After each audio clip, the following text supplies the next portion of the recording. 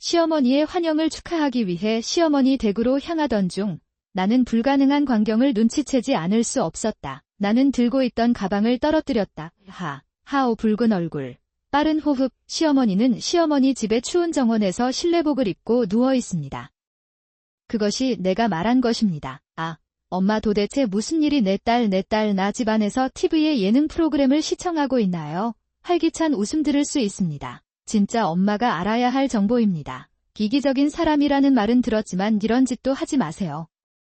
분노로 떨리는 주먹을 쥐고 떨리는 손으로 스마트폰을 꺼내 구급차를 불렀다. 몇 시간 뒤 병원 침대에 누워 계시던 시어머니가 천천히 눈을 뜨셨고 나는 안도의 한숨을 쉬었습니다. 쓰기 위해 엄마. 내용도 모르고 뻔뻔한 제안인 건 알지만 나와 함께 살고 싶나요? 나는 친절한 시어머니가 그런 대우를 받을 때 가만히 있을 수 없었다. 시어머니가 불안해 보인다. 그는 웃으며 거절할까요?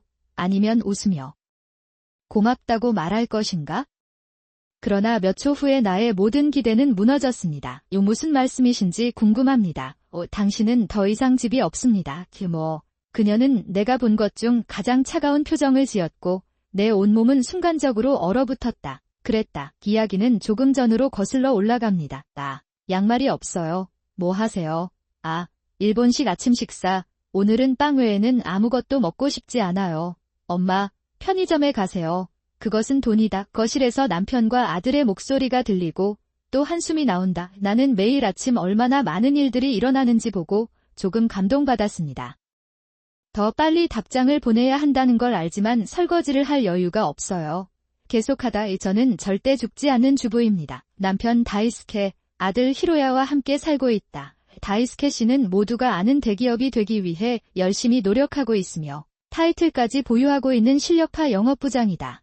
내 아들은 명문사립대학에 합격한 엘리트 학생이다. 한편 나의 마지막 학력은 고등학교였고 나는 매우 겸허함을 느꼈습니다. 솔직히 말해서 다이스케 씨와 저는 연애 단계에서 사회적 지위가 너무 다르다고 생각했어요. 나는 거기에 있었다. 그는 지혜와 명예로 유명하며 나는 다이스케 씨가 관심을 갖고 있던 회사에서 관리자로 일하고 있었습니다. 내가 보는 세상은 너무 달라요. 그러나 다이스케에게는 학력도 직업도 중요하지 않습니다. 나는 나오코와 결혼하고 싶다. 그리고 그는 나에게 말했다. 결국 혼자 남겨져 결혼을 하게 되었는데 아직도 이런 상황입니다. 생각해보면 다이스케는 자신이 하고 싶은 대로 다 해주는 노예 같은 아내를 원했을 뿐이었다. 그럴 것 같아요. 결혼에 있어서는 외모에 신경을 많이 쓰는 편인 것 같아요. 쿨한 시기에 남자는 결혼하지 않으면 멋져 보일 수 없다. 확실히 그렇게 지루하진 않은 것 같아 그게 이유임에 틀림없어요. 다이스케는 왜 올해까지 파트너가 없나 싶었는데 그의 본성을 간파한 여자들은 모두 도망갔을 것이다. 겉으로 보면 그는 웃고 열정적인 사람이다. 그런데 집 안으로 들어가자 어린아이처럼 생긴 사람이 아무도 없는 것을 발견했습니다. 20년이 넘는 세월을 꿰뚫어 보지도 못한 채 보냈습니다. 나오코, 듣고 있어. 양말 얘네. 바로 꺼내겠습니다. 나는 그것을 꺼낼 것이다. 나는 다이스케상의 양말을 준비하기 위해 서둘러 옷장으로 갔다.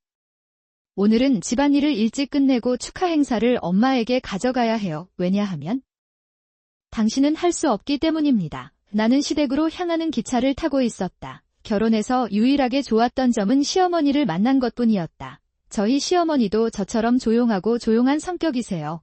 하지만 누구에게나 친절하고 손재주도 좋고 제가 보기에는 이상적인 엄마였습니다. 저한테도 정말 친절하시고 가끔 같이 요리도 하고 뜨개질도 하십니다. 시어머니께서 생일을 축하하고 계시기 때문에 오늘은 서프라이즈로 함께 가서 축하하기로 했습니다. 노다. 미리 말하면 사람들이 폐를 끼칠까 봐 아무 말도 하지 않았다. 그랬다. 남편과 아들을 초대한 노인을 걱정할 시간이 없습니다. 나는 즉시 거절했다. 나는 길을 잃었다. 시댁에 도착해서 초인종을 눌렀지만 나오는 사람은 아무도 없었다.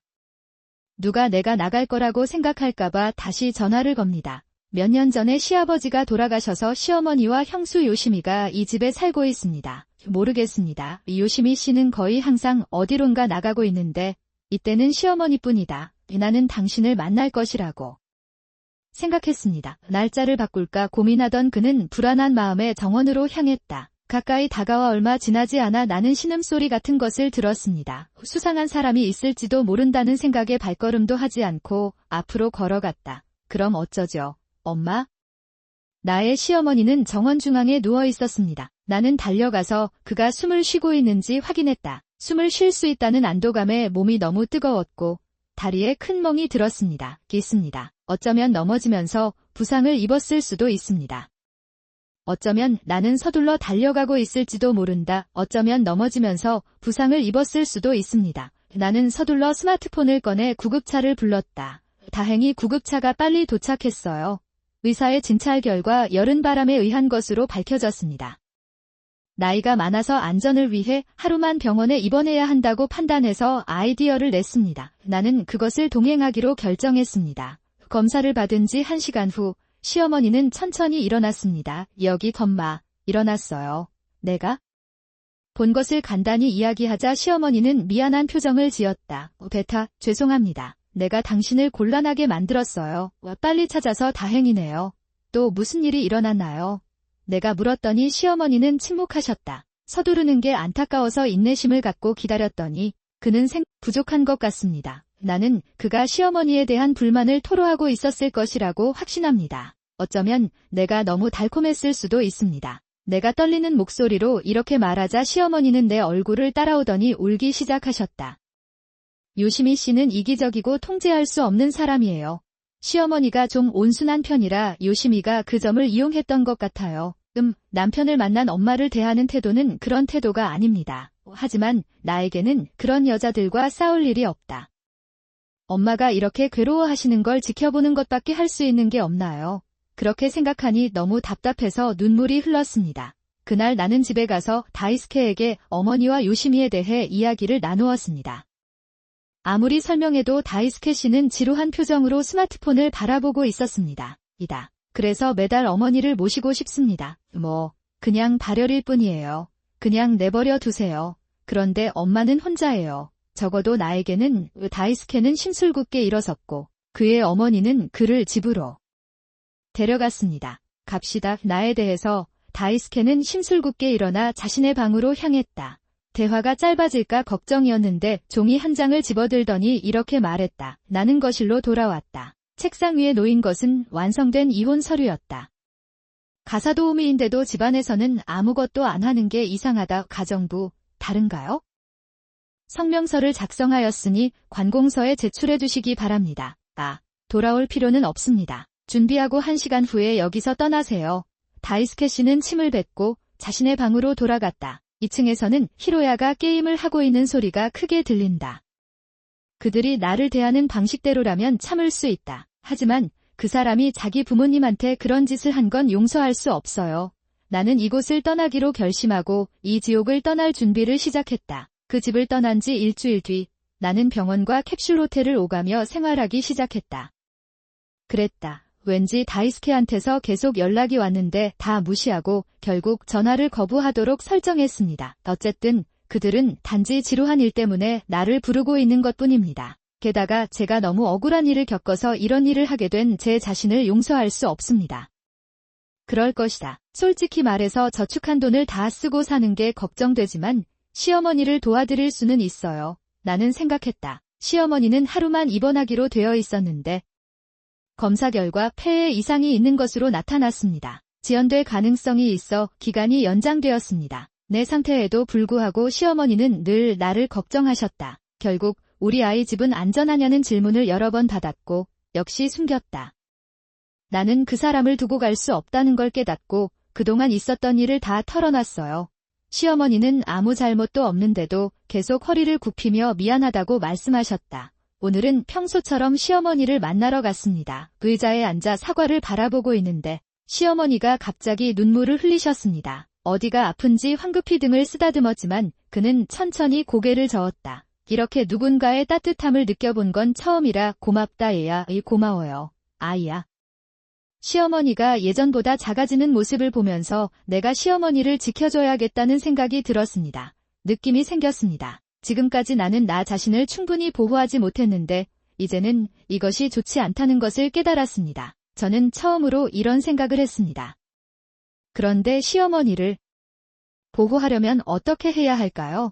나는 돈도 없고 친척도 없다. 그런 생각을 했을 때 다이스케 씨의 이미지가 떠올랐습니다. 그 사람은 확실히 터무니없는 사람이지만 돈도 있고 집도 있어요. 엄마, 다이스케 씨한테 물어볼게요. 저랑 같이 살래요?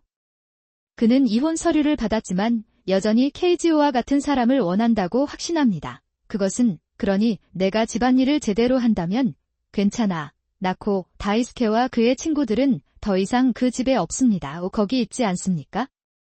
시어머니는 놀랍게도 나에게 진실을 말하기 시작했습니다. 우리 셋이 살던 집은 원래 장인어른의 소유였는데 돌아가신 후 분명히 우리 어머니가 그것을 물려받았습니다. 시어머니는 제가 쫓겨났다는 소식을 듣고 집이 팔렸다고 말씀하셨습니다.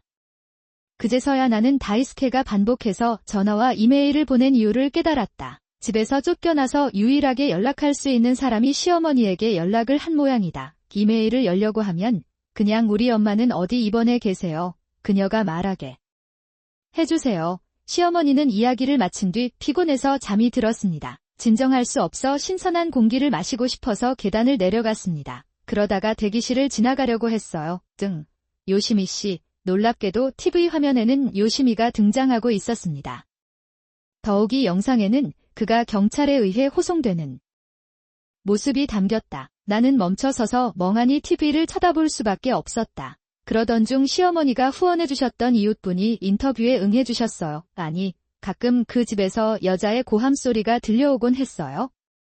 어쩌면 엄마에게 그런 이야기를 하고 있었을지도 모르지만 그것이 사실이라는 것을 믿을 수 없었습니다. 분명히 그 한 집 이후에 이웃이 신고했다고 합니다. 경찰이 언제 연락했는지는 모르겠지만 요시미는 경찰이 들이닥쳐 반항하고 날뛰자 깜짝 놀랐다. 그것 때문에 끌려간 것 같았다. 농담이 아니군요. 내가 왜 당신을 이렇게 만나야 하죠? 야, 뭐 찍는 거야? TV 반대편에서 머리카락을 휘날리며 울부짖는 요시미의 모습은 마치 짐승처럼 보였다. 가슴이 뭉클해지는 느낌을 받고 걸어나갔습니다. 그 후 시어머니의 상태가 호전되어 퇴원하셨습니다. 동시에 나의 캡슐 호텔 생활도 끝났다. 현재는 나이가 많아 임시로 시어머니 댁으로 옮겨져 지내고 있지만 아무래도 빨리 여기서 나가야 할 것 같아요. 게다가 요시미의 집 이후로 동네는 시끄러워졌다. TV 리포터와 야지마가 끊임없이 집안을 들여다보고 있어 진정할 시간이 없었습니다.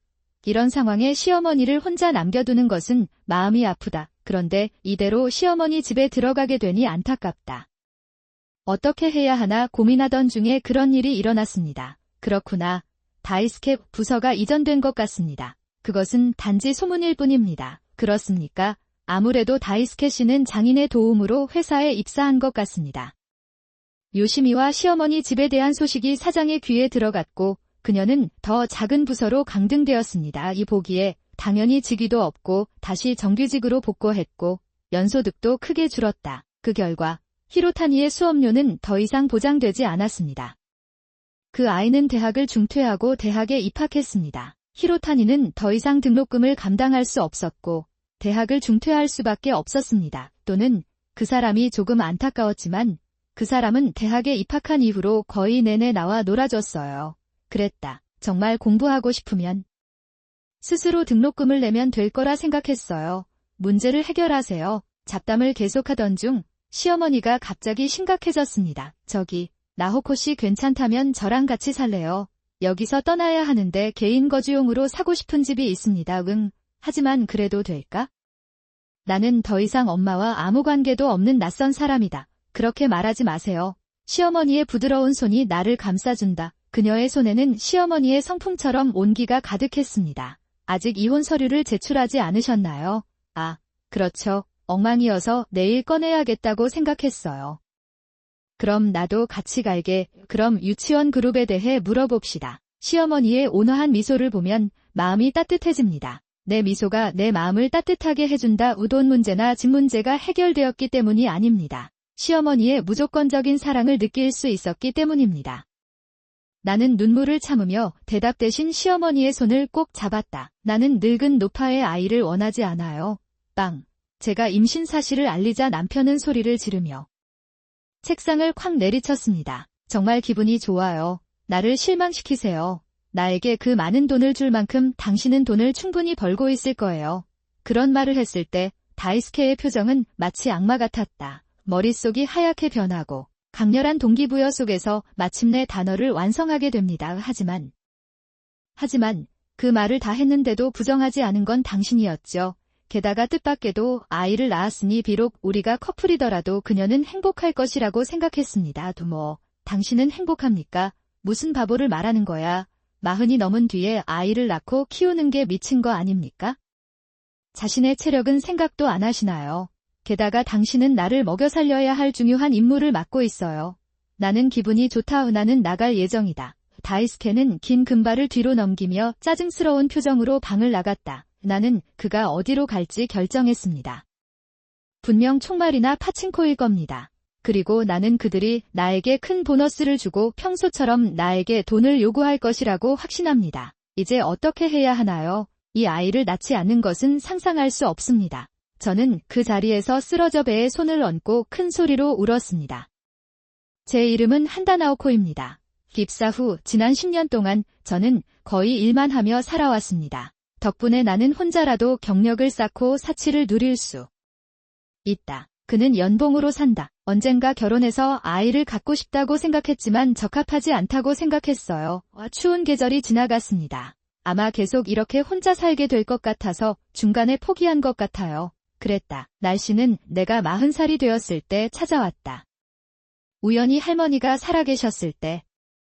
한때 방문한 와인바에서 아르바이트를 하고 있던 다이스케와 술에 대한 이야기를 나누며 즐거운 시간을 보냈다. 오고 조금 엉성해 보이기도 했지만 나이도 어리고 귀엽고 다정한 미소를 지녔다. 좋은 생각인 것 같았고 우리는 데이트를 시작했습니다. 처음에는 재미있었습니다. 다이스케는 요리를 잘해서 내가 피곤해서 집에 오면 매일 저녁을 대접해 주었습니다. 내가 이런 남자와 사귈 거라고는 상상도 못했는데 나는 꽤 즐거운 삶을 살고 있었다. 얼마 지나지 않아 다이스케가 우리 집에 이사왔고 우리는 결혼했습니다. 이게 맞는 걸까 싶었는데 만약 이 기회를 놓치게 된다면 다시는 결혼할 수 없을지도 모른다는 생각에 마음이 씻겨져 나갔습니다. 그런 일이 일어났습니다. 그것이 실수의 시작이었습니다. 결혼 후 다이스케는 직장을 그만두고 가끔 저녁을 먹었습니다. 이제서야 만들 수 있어요. 날이 없는 날에는 스마트폰으로 게임을 하거나 파친코를 하러 갑니다. 등등 가끔 지인의 가게에서 일을 도왔으나 번 돈은 도박에 들어간 것으로 알려졌다. 그것은 사라진다. 그런 다음 학대가 증가했습니다. 혀가 딸깍 소리가 나거나 사소한 것에 불쾌한 말을 했습니다. 지금 내가 하는 일의 수가 믿을 수 없을 정도로 늘어났다. 그러나 야간 활동에 대한 수요가 높으며 이러한 수요가 급속히 증가하고 있습니다. 나는 말했다. 고문은 필요하지 않습니다.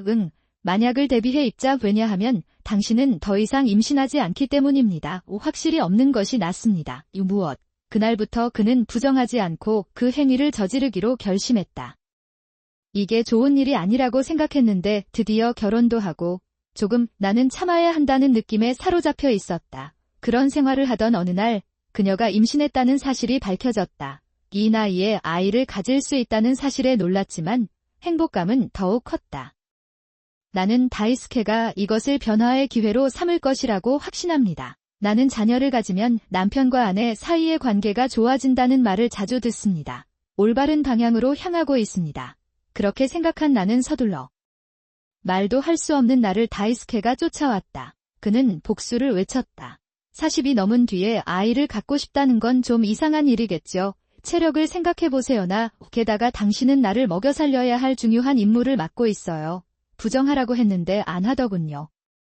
할머니가 임신하실 거라고는 예상하지 못할 거예요. 몸이 아프다 나가다. 다이스케는 긴 금발을 뒤로 넘기며 짜증스러운 표정으로 방을 나갔다. 나는 그가 어디로 갈지 결정했습니다. 아마 경마나 파친코일 겁니다.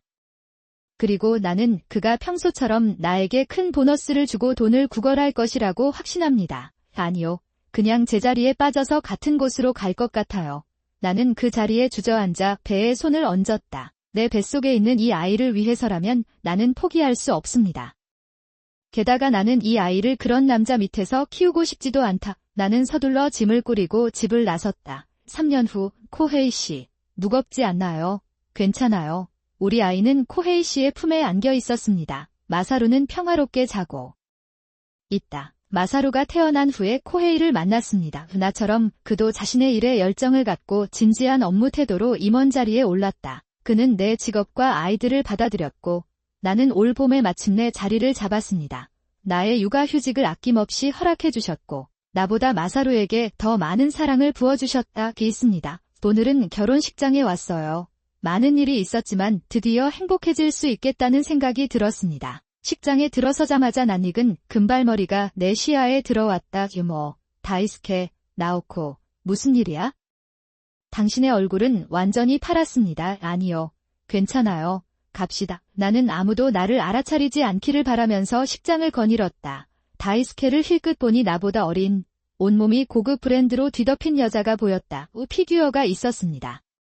다이스케와 눈이 마주쳤을 때 그 남자는 아직 인생을 포기하지 않았다는 생각이 들었다. 사라졌습니다. 다이스케의 표정은 먹잇감을 찾은 듯 역겨운 미소로 변했다. 처음 만났을 때는 웃는 모습이 귀엽다고 생각했는데 지금은 두려움밖에 느껴지지 않는다. 이봐. 넌 어린애야. 대답할 생각이 없는 그는 코헤이의 소매를 잡아당기고 앞으로 나아가려고 한다. 그러나 다이스케는 천천히 우리를 향해 다가오고 있었고 우리만이 그의 말을 들을 수 있었습니다. 으르렁거리는 소리와 함께 속삭였다. 바보처럼 웃으면서 글쎄, 그것은 걸작이다. 지지는 바바와 완벽한 짝이다. 부모가 노인이라면 아이가 안타깝기 때문에 당장 시설에 보내야 할 것 같습니다. 괜찮지 않나요? 안녕하세요. 다이스케 씨, 체크인하고 갈게요. 아, 루미 씨, 미안해요.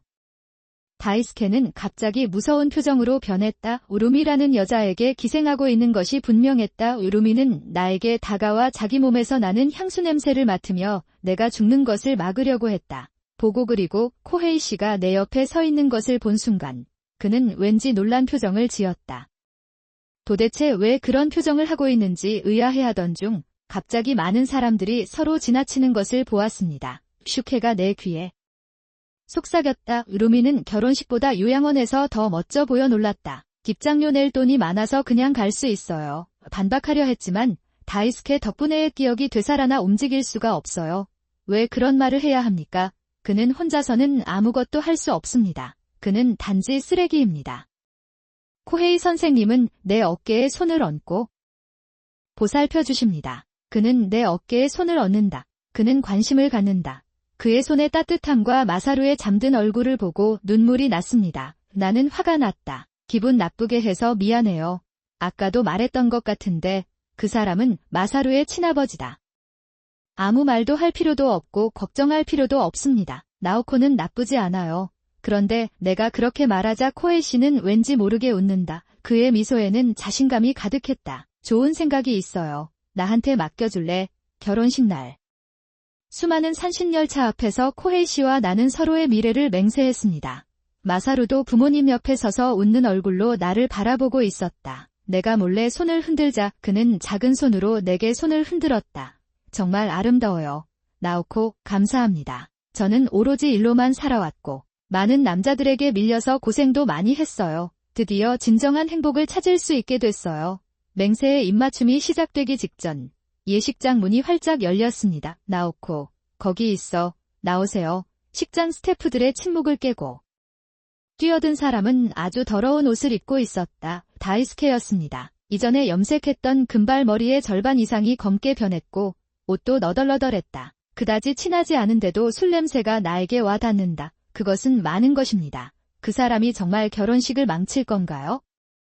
나는 그렇게 생각했고 비명을 지르지 않을 수 없었다. 당신은 왜 여기에 있습니까? 왜 안 돼? 당신은 내 행복을 망치고 있어요. 젠장, 무슨 얘기를 하는 건가요? 나오코, 얘기 좀 하자. 코헤이 씨는 한 걸음 앞으로 나아가 다이스케를 뚫어지게 쳐다본다. 다이스케는 당당한 자세에 움찔한 듯 조금 불편한 듯 한 발 뒤로 물러섰다. 그랬다. 당신은 사업할 자격이 있어요. 다이스케 군 후 코헤이의 설명은 이렇습니다. 코헤이가 일하는 회사는 루미가 운영하는 회사의 사업 파트너였습니다. 한 번은 업계 파티에서 명함을 주고받았던 것 같은데 코헤이는 루미의 얼굴을 알아보았다. 진행 중이었다고 합니다.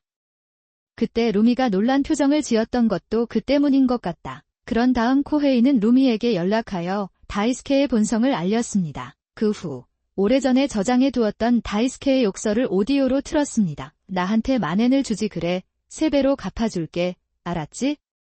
할머니들은 돈만 들고 다닐 수 있으니 그게 전부다. 당연히 루미는 그 말을 듣고 매우 흥분했습니다. 기근보다 거래처를 우선시했던 루미는 같은 날 다이스케를 집에서 쫓아냈다. 예, 그것은 부끄러운 일이었습니다. 할머니, 다 당신 잘못이에요. 뭔가를 해보세요. 그 순간 내 안에서 무언가가 찰칵 소리가 나는 것을 들었습니다. 보기 흉해요. 그가 반박하자 루미는 다이스케에게 자신의 본성을 알렸다. 그때 루미는 다이스케의 본성을 드러냈다. 보기 흉해요. 대답을 들을 줄은 몰랐던 다이스케는 깜짝 놀라 지인에게 다가갔다. 나는 드레스 자락을 들어올리고 다이스케에게 다가가서 소리쳤다. 이제 다이스케가 나에게 행한 모든 것을 갚겠습니다. 내가 당신을 영원히 두려워할 것이라고 생각했다면 당신은 틀렸습니다. 부끄러워하세요. 그리고 당신은 바보라고 말하지만 당신 자신은 어떻습니까? 나이가 들면 남에게 의지하지 말고 자신의 나이를 알아야 합니다. 잠시 침묵이 흘렀으나 곧 기차 안에서 박수가 터져나왔다. 박수 소리는 빠르게 퍼지며 엄청난 소리가 된다. 다이스케가 박수에 몸을 움츠리는 동안 경찰은 그의 팔을 잡고 그를 연행합니다. 그녀는 저항할 기미도 보이지 않고 조용히 끌려가고 있었다. 더러운 등이 너무 작아서 안타까웠습니다. 이제 모든 것이 끝났다고 생각하면서 어깨에 있던 무거운 짐이 내려진 것 같은 느낌이 들었습니다. 그랬다. 나중에 나는 마사루와 함께 다이스케의 부모님을 방문했다. 그 외에 그의 부모님은 열정이 없습니다. 그래서 마사루와는 한 달에 한 번씩 얼굴을 볼 수 있도록 계속 연락을 했다. 다이스케와는 다르게 두 사람은 나와 마사루 모두를 정중하게 대해준다. 어떻게 다이스케 같은 사람이 이 두 사람에게서 나올 수 있었는지 정말 이상해요. 아니면 너무 친절해서 다이스케가 그런 괴물이 된 건지 그랬는지 궁금해요. 지금은 알 방법이 없습니다. 우리가 차를 마시고 있는 동안 어머니가 입을 열었습니다. 얼마 전 다이스케가 우리 집에 왔어요. 뭐, 괜찮았어. 네. 우리는 더 이상 당신을 돌볼 수 없다고 말하고 쫓아냈습니다. 다이스케는 현재 집도 없고 먹을 것도 없이 외로운 생활을 하고 있다. 루미와 결혼하기로 결정했지만 정규직도 없고 떠돌이 생활을 해왔다. 그가 그런 일을 하고 있었던 것 같습니다. 게다가 결혼하면 돈 걱정 안 해도 되겠다는 생각에 돈을 빌렸다. 그는 사치품을 사고 도박을 했으며 빚에 쫓기기도 한 것으로 전해졌다라고 한다. 기획력이 부족해서 실망스럽기도 하지만 다이스케 같다고 하면 다이스케 같다. 그랬다. 그리고 나코짱의 결혼식이 TV에서 방송됐죠. 동의합니다. 아무래도 그날 기차에는 스마트폰으로 영상을 찍고 있던 사람이 있었던 것 같습니다. 해당 영상은 소셜미디어를 통해 퍼졌다. 그 사람은 다이스케의 부모, 자식과 대화를 나누고 있었습니다. 그 결과 전국 인터넷에 올라갔습니다. 우리의 얼굴은 가려져 있었지만 다이스케의 얼굴은 선명하게 보였다. 이 때문에 그는 아르바이트도 구하지 못하고 있다. 그런 일이 있었음에도 불구하고 나코짱은 마사루를 집으로 데려갔습니다. 그때 그런 일이 있었음에도 불구하고 다이스케 씨의 얼굴이 바뀌었습니다. 마사루를 집에 데려다준 나코짱에게 정말 감사해요. 아니, 마사루도 재미있어 보이는데 정말 고마워요. 아직도 일하고 있나요? 현재 육아휴직 중입니다. 나는 조금 더 이 아이와 함께 내 삶을 우선시할 생각이다. 지금의 남편도 직감이 정말 좋아서 아주 만족해요.